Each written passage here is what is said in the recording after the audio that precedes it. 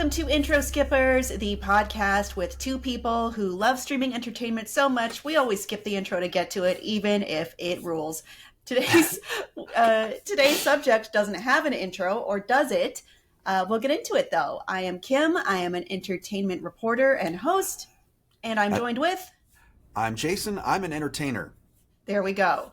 And today we are talking about Jason's choice, which is Emmett Otter's Jug-Band Christmas. This is a 1977 beloved Jim Henson holiday special, and it is based on a children's book by Russell Hoban.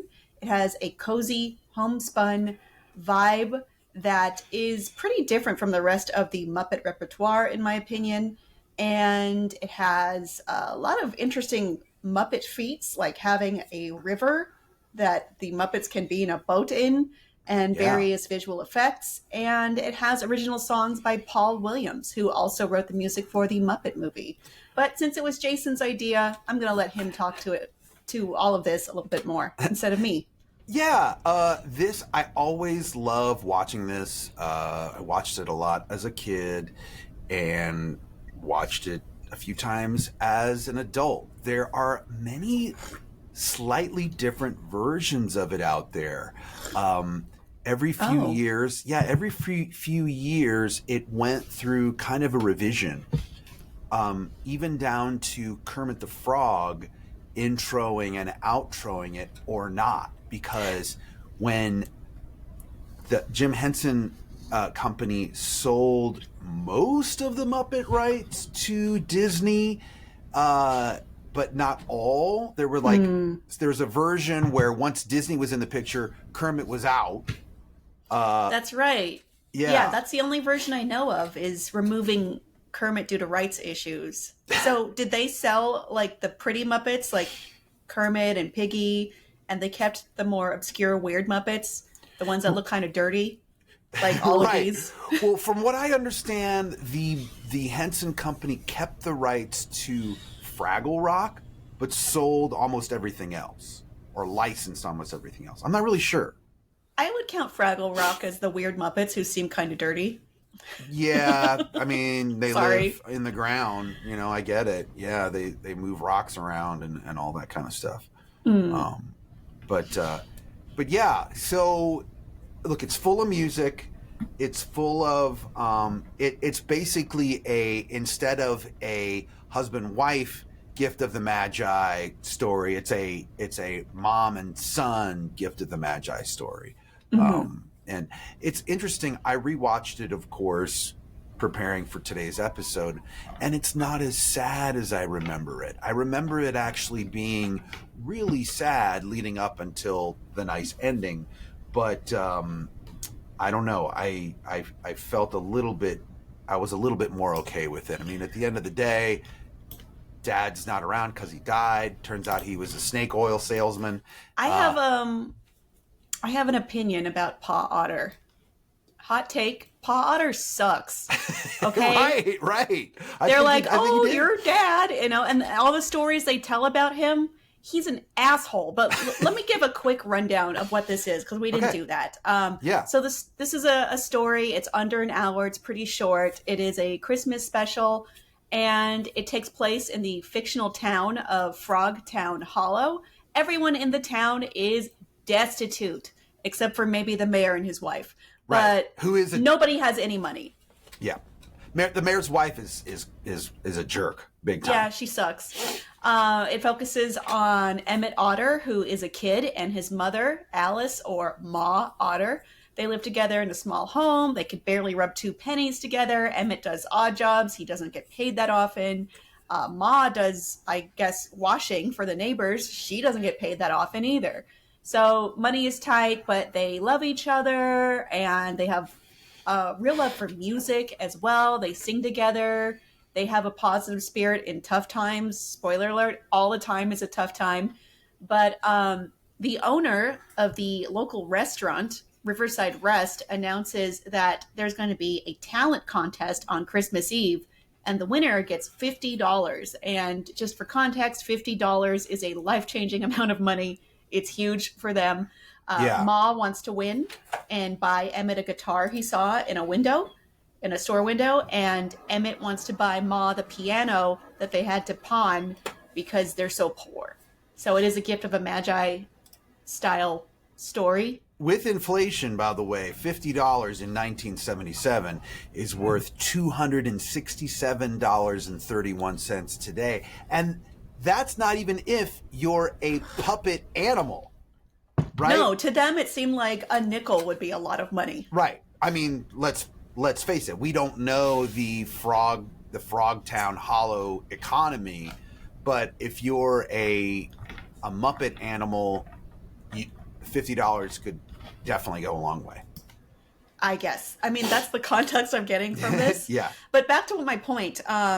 So Ma Otter is widowed. Pa Otter passed away, and we only learn about him through different flashback stories. But my hot take is Pa Otter sucks. He left his family in a terrible situation. He's lost all their money to become a snake oil salesman, which means he not only blew their money, but he had intentions to scam the people, the poor people of this destitute town where nobody has any money whatsoever. He left his family with nothing. He was going to hurt the local economy and his friends and neighbors, and now he's dead. And what are they going to do? Because he didn't save up anything. There's no life insurance. Right. No term life insurance. Pa No nothing. Otter.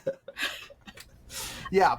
And I want to say they quoted him 3 different times of saying something about like, well, if only more people wanted to oil their snakes or something like that was his like funny saying when times were bad. So is he like an idiot or an asshole? You know, the jury's out on that.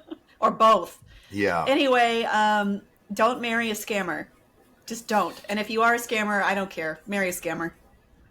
I mean, 2 scammers don't make a right, but yeah, maybe but you kind of deserve each other, right? They do. They absolutely do. So anyway, they sing a song about, well, at least there's no hole in the wash bin. But then foreshadowing. That is foreshadowing because first Ma wants to sell Emmett's tool chest that he has to do his odd jobs. Well, it's his now. Oh, gotcha. Okay. To buy fabric for a dress, which, by the way, that dress, it doesn't look markedly different from the dress she always wears. Was it worth it? We can't judge Puppet Otter fashion. I'm judging Puppet Otter fashion, morality, and economy today. This is very serious. Wow. All right. But Emmett actually drills a hole in Ma's wash tub, the one that she uses to make money doing laundry. So basically, they've both made it so the other one can't earn any money. So that he can use it as a wash tub base in the Jug-Band. I don't know why someone else in the Jug-Band couldn't have drilled a hole in their wash tub. I got the impression that that's the only wash tub in town. Oh my gosh, these people. How do they live? How does a restaurant operate? Well, that's the thing. The restaurant is in Waterdale, right? Or Waterville. Okay. So that's apparently where like all the rich people live because the restaurant was packed, owned by a doctor. So look, that means that not only do you have a successful medical practice, you have so much extra money that you can then open a restaurant. We need to talk about the deeper situation here, and that is that the economic structure is totally unfair and leveled very starkly between the haves and the have-nots. Yeah. I mean, talk about income inequality. Back in 1977, they were already making statements on that. Frogtown Hollow does not deserve this. They really don't. Which is funny because who else doesn't deserve that? Pawnee. And why do I say that? Because our famous Leslie Knope, a.k.a. Amy Poehler. Amy Poehler has gone on record to say that Emmett Otter's Jug-Band Christmas is Amy Poehler's favorite movie of all time. Amy Poehler's or Leslie Knope's? No, Amy Poehler.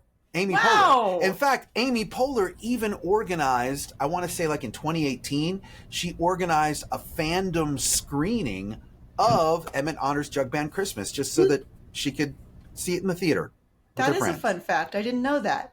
Yeah. Yeah. So I thought that was pretty neat. Also in 2019, it was announced that one of the guys from the Flight of the Conchords, Brett McKenzie.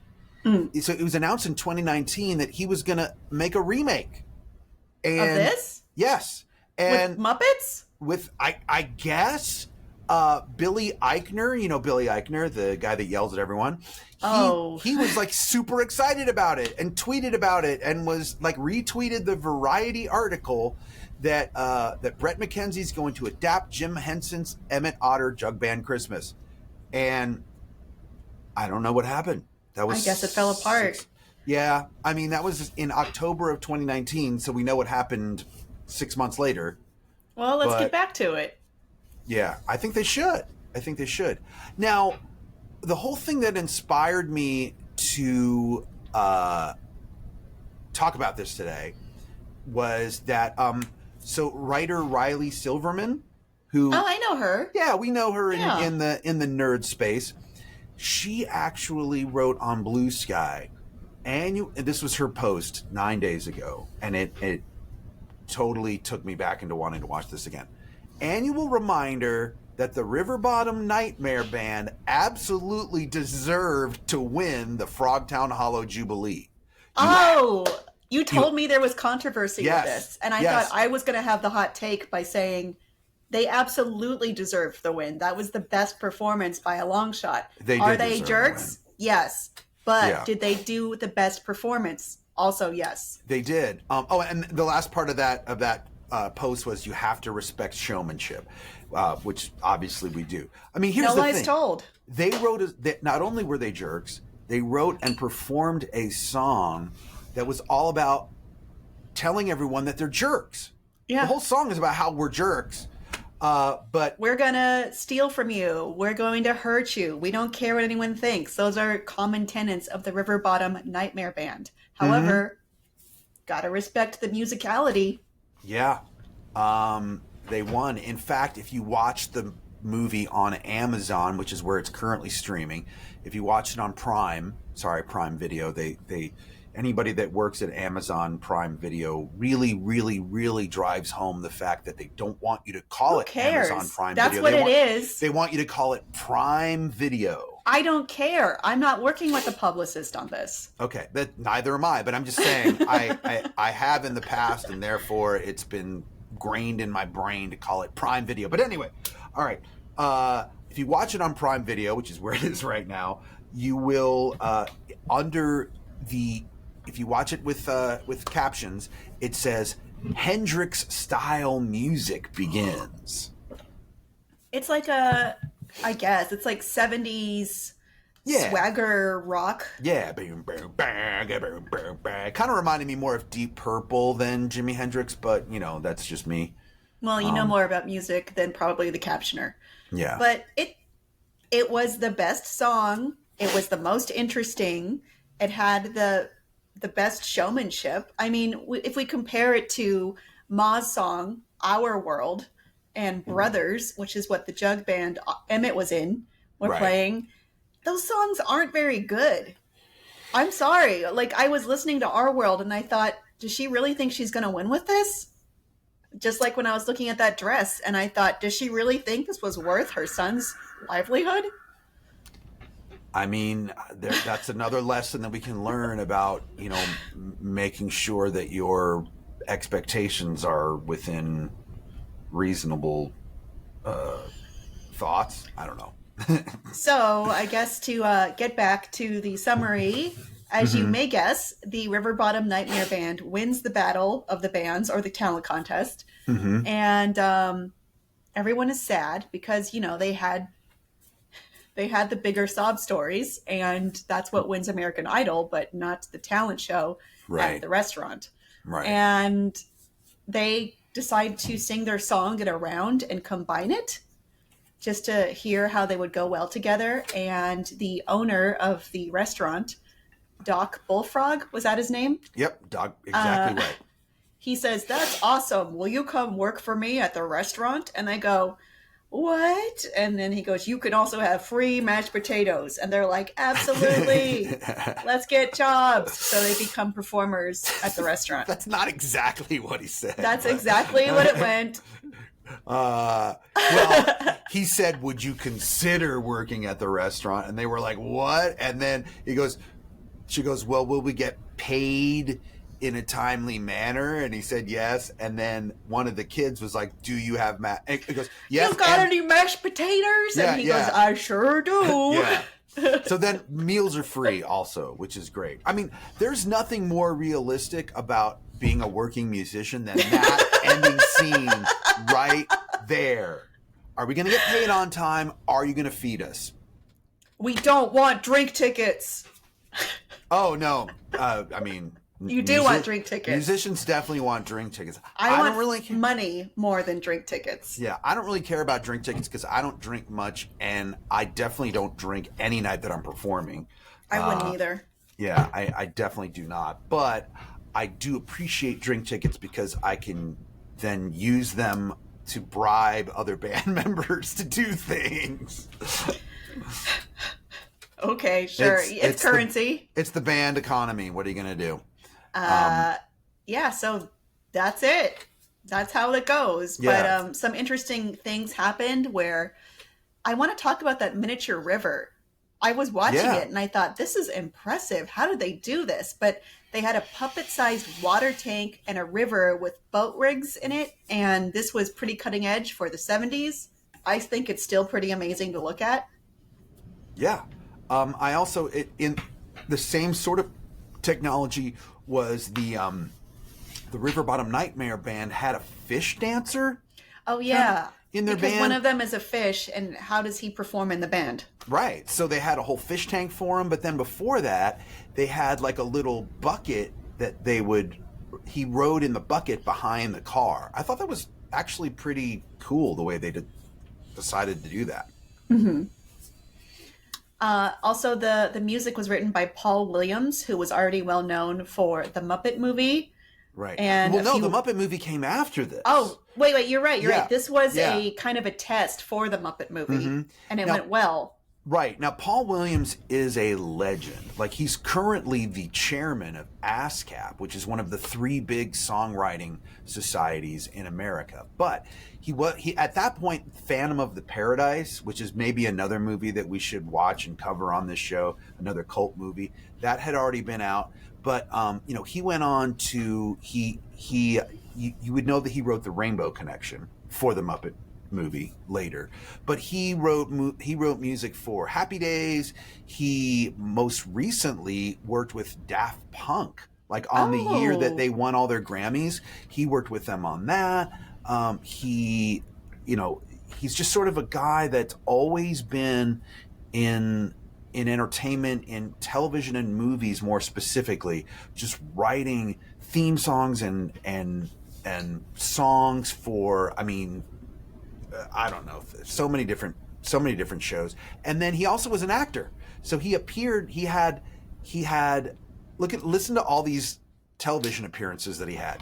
The Odd Couple, Hawaii Five-0, Hollywood Squares, The Love Boat, Policewoman, Fantasy Island, The Hardy Boys, The Fall Guy, Gimme a Break, The Gong Show, and even Babylon 5. So he's just one of those guys that's always been around and is an absolute legend. So this was sort of the beginning of his legendary status. Amazing. The impetus of his career. This is also, I think, one of Frank Oz's first, if not among his first, directing credits. Yeah. And we did need to note that the voice of Ma Otter was performed by a Broadway actress by the name of Marilyn Sokol, but Frank Oz was the performer. And if you look at the bloopers, which Jason made me watch, he is the stand-in voice for Ma Otter. Right. So it's weird because, Frank Oz is Yoda. Is he Fozzie Bear? Miss Piggy. Yeah. So it's funny hearing that voice coming out of Ma Otter, especially if you've already watched the movie and know what Ma Otter's voice sounds And like. like in the bloopers, she says things like, "What the hell? What the hell was that?" Mm-hmm.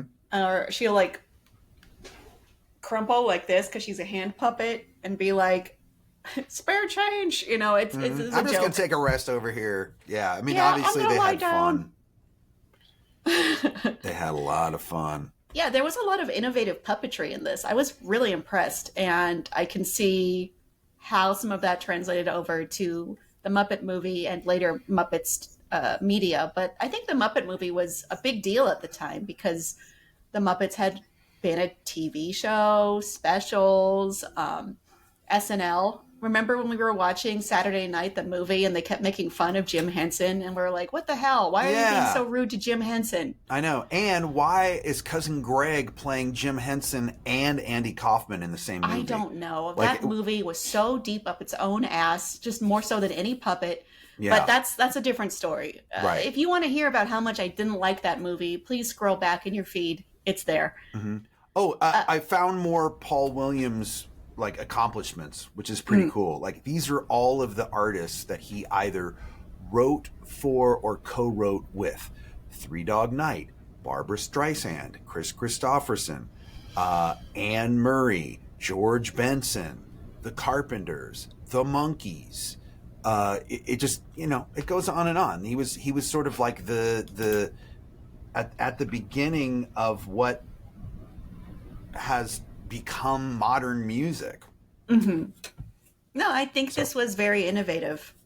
You know, for a down home animal style Christmas special. Yeah. The effects they used were pretty impressive. Yeah. I mean, I've seen some criticism of some of the animation, but I'm like, you know, come on, guys. It was 1977. It's These are Muppets. 1977. Yeah. I think it mostly still holds up for today. It absolutely does. Yeah. Now, you went in kind of blind, right? Yeah. You told me mean, to watch this, and I only knew it. Well, I figured out how I knew it while watching it, which is there's a song called When the River Meets the Sea that was sung at Jim Henson's funeral. And it's from this. And I thought, hey, if you ever want to cry a lot, watch that. If you ever need to cry for any reason, you know, let's say you're acting or, I don't know, making up an excuse, watch that special. It is heartbreaking. I think that's why you thought this was sad. Oh, maybe. Yeah. Well, I mean, it does have, you know, I was sad that Emmett didn't have a dad, even though his dad sucked. His dad was a scumbag. Yeah. Well, then I was sad that he didn't have a good dad. How about that? Okay. Well, you know, maybe he'll find a mentor who could be that figure for him one day. Maybe Kermit the Frog will leave Piggy. Maybe Doc Bullfrog? Doc Bullfrog can be his mentor. Maybe. Clearly, like he's a good businessman. Is he a good businessman? We just know he's a successful businessman. What if he's part of the problem of why the city is so destitute? He might be. Yeah. Maybe we could write a sequel about all the evil that's happening that has caused the downfall of the town. Clearly, there's some evil happening. And, you know, the Nightmare Band is just a symbol of that evil, and they're just harbingers of the message. But I don't think, you know, they're a product of, anyway. They're the symptom, not the problem. Right. Right? Because they and it's the cure. Don't they have, like, snow vehicles or something? What are they called? What's a jet ski, but for snow called? They have those. Some people call it a snowmobile. Some people call it a snow machine. Depends on where you're from. Well, they have those, and meanwhile, everyone else thinks 5 cents is a lot of money. That's true. I don't like the income inequality that we're seeing here, but barring that, pretty good special. And the the River Bottom Nightmare Band absolutely deserved to win. You know, it's a talent competition, not a sob story competition. I'm sorry. How did you feel watching it? Like, were you like, God, why did Jason make me watch this? Or were you like, oh, okay, I like it? At first I said, why did Jason make me watch this? Because, you know, I know you might be more into the country than me. Mm-hmm. So I was like, all right, I guess this is his taste. And then I was like, okay, there's some really good elements about this that I actually appreciate very much, even if the aesthetic is not for me. Okay. Okay, good. So pretty good. I did like listening to all the different voices from the main Muppet crew and being like, that animal sounds like Fozzie Bear. Or Right. there's a dance performance of some animals, and I thought, is that Bean Bunny? Right. I like seeing the other sides of the Muppet lexicon. What I thought was funny was too when all the talent shows up for the talent contest and the mayor says the dressing room for the ladies is over here and the dressing room for the men is over here, and there was a man and woman inside a horse costume and they didn't know where to go, so they split up. But then when it was time for them to perform, they were still split up, so they just fell down, and that was their performance. They're having to be split up to go to the dressing room was their downfall, I suppose. Honestly, it only improved the performance because I don't really want to watch a horse costume show. I know this was entertainment in the 70s. There were shows where people would do variety acts and they do things like dance around in a horse costume or two people play one giant harmonica, stuff like that. But yeah, I don't think that is considered entertainment in a modern sense. I'll just say that. Fair. Yeah. Well, cool. Well, I'm glad that we got to watch it and talk about it. What else has been going on? Oh, in our lives? Yeah. Well, I know tonight you and I are both invited to the same game night, but I can't go because I'm going to a premiere of a horror movie. So that's exciting. Tell everyone that I said hi, and when I'm not in the room, just keep mentioning me. I will. And then I think there's a birthday party that we're both invited to as well. That I'm going to somehow try to go to both. I don't know how. I have three things tonight. I can't do. Yeah. How many nights do I have nothing? And then tonight I have three things. And by the way, it's Thursday. Yeah. Yeah. I got nothing tomorrow, actually. Same. I've got nothing Friday night. It's blank. Why did you all do this? Why does this happens so often, especially in December, I've noticed. December's the worst. I mean, maybe what people do is they're like, well, there's going to be so many people doing things on Fridays and Saturdays. Let's have it on Thursday. And let's all do it on Thursday. Thursdays are crammed. Yeah, I'm planning on just chilling tomorrow, Friday night, I guess. But it's, what else are we working on? I went to an audition earlier this week that I'm not supposed to talk about.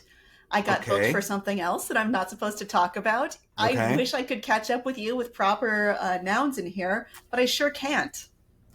I worked on something today that I'm not allowed to talk about, but cool. It was in was voiceover. It voice? It was voiceover. Yeah. Sure was. Oh, that's really cool. So, hey, I'm just excited that I work. Yeah, at all. It's really hard to book anything in December, much less a regular job interview if you want to work full time. Yeah.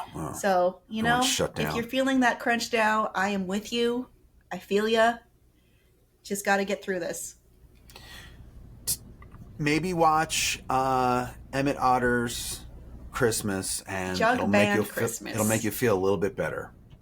Sure. Or any other, it's not my favorite Muppet Christmas special even. I mean, there's a Muppet Christmas Carol right there. Right. That's true. That was a good one too. I mean, my first cassette ever was John Denver and the Muppets Family Christmas album. Huh. So it was John Denver and the Muppets just like singing along to traditional Christmas songs, and then that was your first album? That was my first cassette. That I was ever, because I was a tiny kid. How old were you when that happened? Let me see when it came out. Denver Muppets. And you say first cassette. Are you saying you had like records or 8 I had tracks? Records. My parents gave me records. I never had 8 tracks. So that came out in. So let's see. I was 7 years old. I was 7 years old, and I was given the John Denver and the Muppets A Christmas Together album on cassette. My very first cassette ever. But what I do remember about that album is that, so imagine John Denver and Muppets singing songs, but then Miss Piggy always interjecting about something, always interrupting. Yeah, she's great. But something where, like, you know, oh, bring us some figgy pudding. What? Piggy pudding? They're like, no, Miss Piggy, figgy pudding. What? Like, How dare you? Yeah. Hear that a lot? Yeah, there was some hi-yahs in there.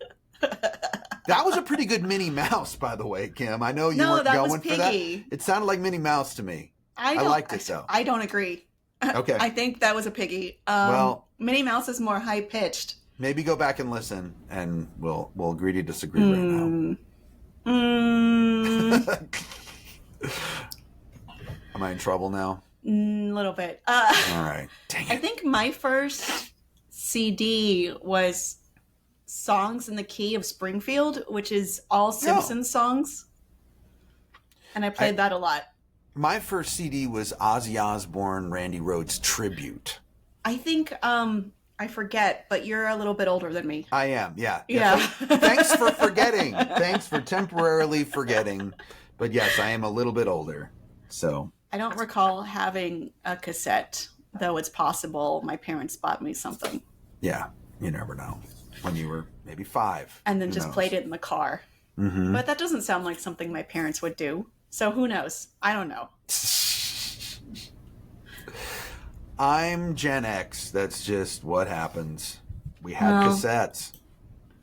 Oh, yeah, it paid off. You have a career in music. I do. Yeah, I'm thankful every day for my career in music and entertainment in general. So there we go. We didn't say what we were thankful for Thanksgiving, but right, because now we did in December, and we took Thanksgiving off. You know, I forgot to mention. Yeah, this is the first episode. Or that was the first week where we took off since we've started. So I'm pretty proud of us. We're an independent, completely independent podcast. As you can tell, we have 0 sponsors. And that may change one day, but for right now, we're completely independent. And we drove ourselves for 41 weeks, kicked each other in the ass, and we never missed a week. And until Thanksgiving, when Jason was in England. And I just didn't feel like it. So there we go. Yeah. But now we're back. What happened. Now we're back, and we're on Fridays, and things couldn't be better. It's Friday, and you got to get down on Friday, in the words of a poetess, Rebecca Black. All right. Well, I think that about does it for this week. I think so, too. Yeah. So I made some clips to post for the last one. I saw that, and the clips will be being posted shortly, so that's good. Hell yeah. And I need to go backwards and make more clips. In case you didn't know, I'm the one who makes the clips, and sometimes I get backlogged and I don't have time to do it. It's totally fine. I remember when we used to make clips. We spent so much time on those clips, and now it's, you know, in the way of the world of the podcast, we got to post clips all the time. So, do you know how many people have told me, like, let me improve it for you by telling you should have a thumbnail with your faces doing this. You know, and really? It's just like, yeah. Oh. It's someone we both know too. I'll tell you later. But like, Mr. Beast has ruined YouTube. I think that's what I'll leave this episode with. Okay, that's fine. I feel like Mr. Beast has ruined a lot more than YouTube, but you know. All right, that'll be our special investigative episode that isn't about a streaming thing, unless someone makes it a streaming thing. And then we can investigate that. So Exactly. All right, everyone. Happy December, and we will talk to you soon. Enjoy whatever Jug-Band related holiday specials you see fit to. Maybe we'll come back next week with another holiday special. Who knows? I think so. I think I would be down. Okay. Yeah. Cool. I want to watch plenty of garbage. them out there. So I'm going to find something that is pure garbage for us to watch. Great. Ginger Dead Man. Oh boy. Perhaps. Anyway. Maybe. We'll see. Okay. Goodbye, everyone. Bye. Intro Skippers with Jason Charles Miller and Kim Horcher is produced and edited by Kim Horcher and Jason Charles Miller. The name order doesn't really matter. Additional writing by Kim Horcher. Theme song and incidental music by Jason Charles Miller. Take it away, me. You can rate and review this show, 5 stars only please, anywhere you'd like, and you might find your review read on a future episode. Got a question? Email us at introskipperspod@gmail.com. That too could be featured on a future episode. And if you haven't already, please subscribe to Intro Skippers on your favorite podcast platform, but preferably one we're actually on. All right, thanks for getting this far. Here's a special treat just for you. I'm gonna stop talking.